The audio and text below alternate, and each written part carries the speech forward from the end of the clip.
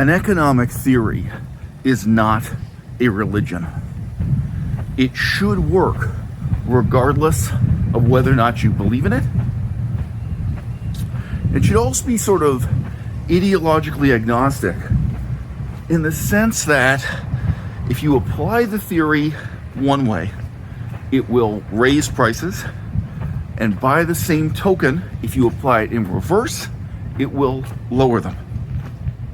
Whether or not that is politically convenient for you, whether or not that suits your strategic interests. And it's a very bad sign if we're talking about an economic theory and the proponents of it say, oh, well, it'll work as long as we all believe in it. as long as everyone believes, as everyone closes their eyes and holds hands and chants for the home team, or if otherwise it's linked to ideological beliefs, political strategies. So if you have a theory that you can raise wages, right, and you explain the mechanism behind the theory, that theory should work just as well at reducing wages if, so to speak, it's applied in reverse. Both Kamala Harris and Donald Trump, political leaders left and right around the world, are currently struggling to give voice to seemingly credible promises that they can reduce the cost of rent, they can make home ownership cheaper or more accessible.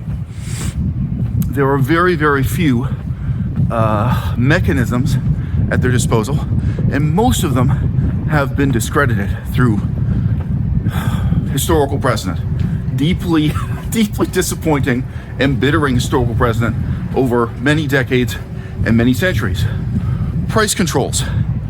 It's been tried before, it's failed before.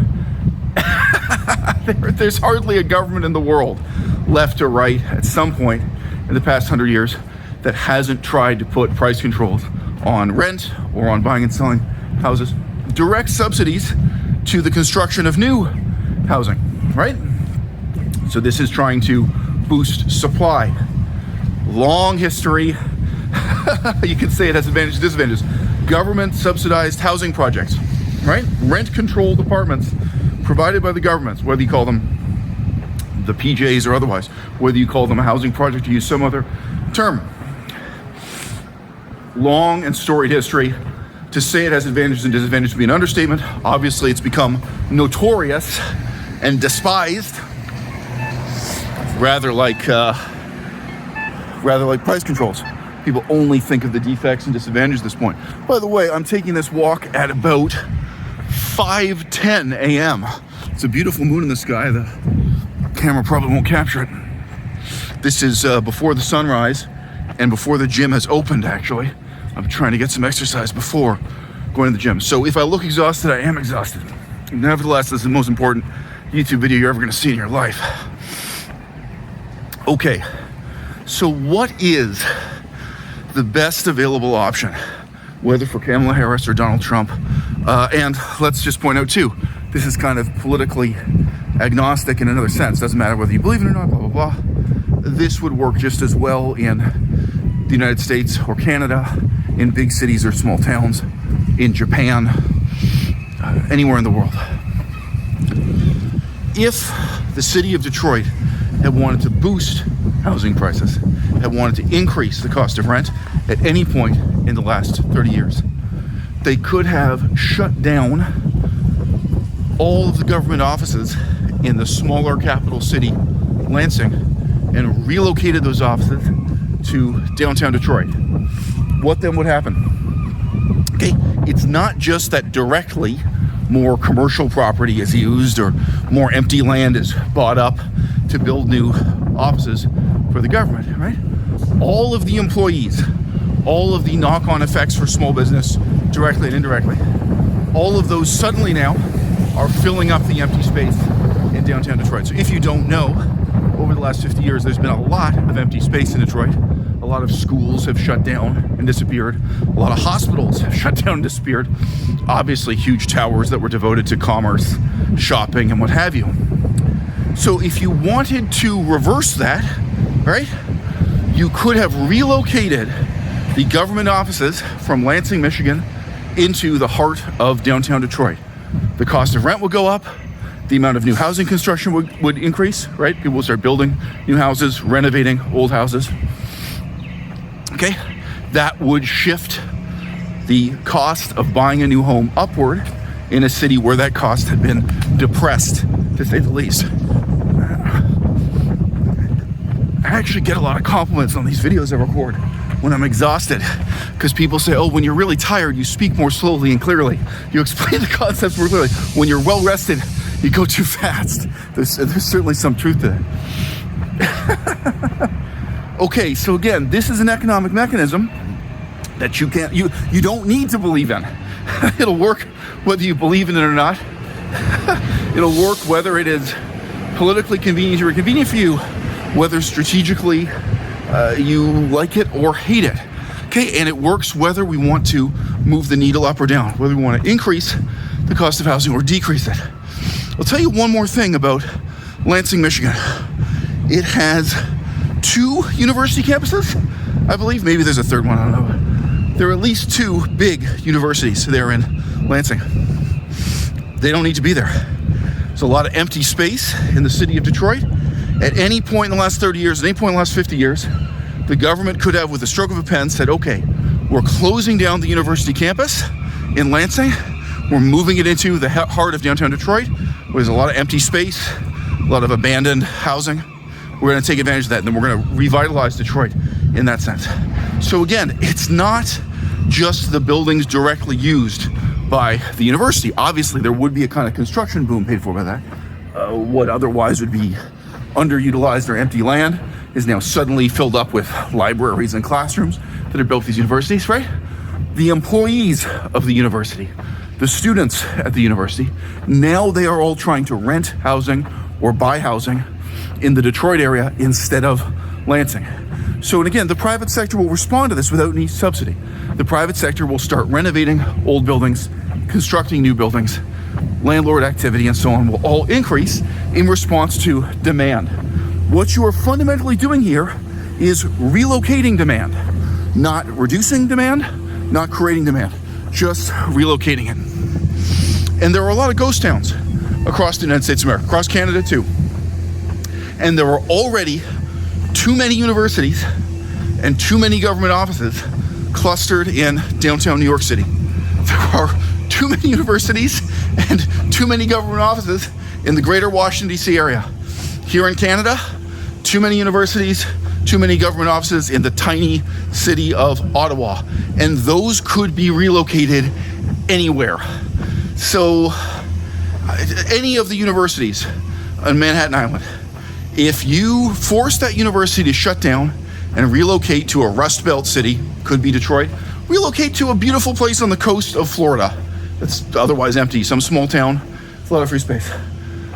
The students at that university will thank you. The students will all suddenly have lower cost of rent, better quality of life. They're not having to compete for apartments in Manhattan, right? The staff will thank you. If the staff are being paid the same wages, and well, I used to be paid $100,000 a year to be a professor at this university in New York City.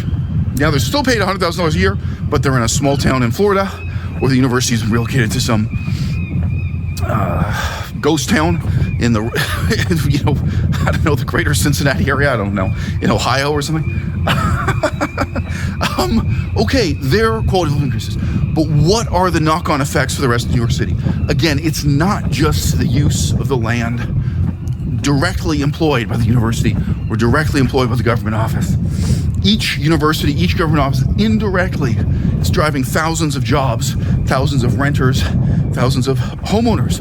And those can be relocated elsewhere, directly, drastically reducing the cost of housing, whether to buy or to rent, right? Without other unwanted, unforeseen, uncontrollable knock-on negative effects. Fundamentally, when you relocate universities from the downtown core of any of these big cities, Tokyo, Japan, too many universities, too many government offices. A lot of things should be removed from Tokyo and moved to some small town, moved anywhere else, doesn't matter. Any example you want to think of. Move it to a remote island for all I care with a beautiful beach, or move it to an abandoned post-industrial town. Your choice. Okay? When you do that, what you are actually accomplishing is greater efficiency. Okay? Economic efficiency. What does it really mean? It doesn't just mean that you have an office full of people who are suddenly using more powerful cellular phones or more powerful computers as they sit and do their desk job. That's one idea of efficiency. Okay, so imagine any office job you've ever had. How much more efficiency do you get? How much could you increase the efficiency now by getting a faster computer? I'm sorry.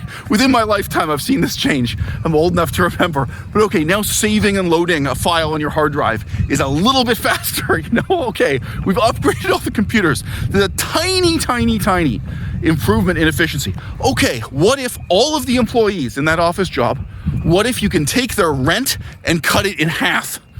You are producing the same amount of stuff, the same amount of output, with a lower cost of labor because you have achieved a lower cost of housing. And you can accomplish that by relocating the office elsewhere. The problem is that businesses like offices and factories need to be in a cluster. So you have a city like New Orleans, there are a lot of businesses that need to be by the harbor, because the harbor is where the import and export happens, and that's linked to all these other industries, whether it's offices, manufacturing, packaging, whatever it is. Okay, so you cannot relocate an industry or an office that needs to be part of a cluster that's by the harbor. Steel industry, there's a clustering effect that's ultimately linked to geography, so on and so forth. I'm now on the bridge. This is a bridge over a narrow passage of ocean. Again, the moon is beautiful. Woo! You tell me, will I miss it when I'm gone? I won't miss it. I won't miss it when I'm gone. Okay, so it's very dangerous and very difficult to play that game with the private for-profit sector. Okay, but with government offices, with universities, and with other examples like that, there is a real opportunity to achieve greater efficiency through the relocation of demand. This is a good mechanism. It's a good option. It doesn't care if you're left wing or right wing. It doesn't care what you believe in. It doesn't care about your feelings. This can be effective in increasing the cost of housing, as my example of relocating the capital of the state of Michigan from Lansing to Detroit, and it can accomplish the opposite. It can lower the cost of rent, the cost of home ownership. But we remain obsessed with a few discredited mechanisms, such as price controls, government-controlled housing projects, and direct subsidies to industry, fundamentally corrupting process of the government stuffing money in the pockets of the for-profit construction and renovation center to try to stimulate the production of more supply in the housing market, when instead the government could be making a meaningful difference relocating demand.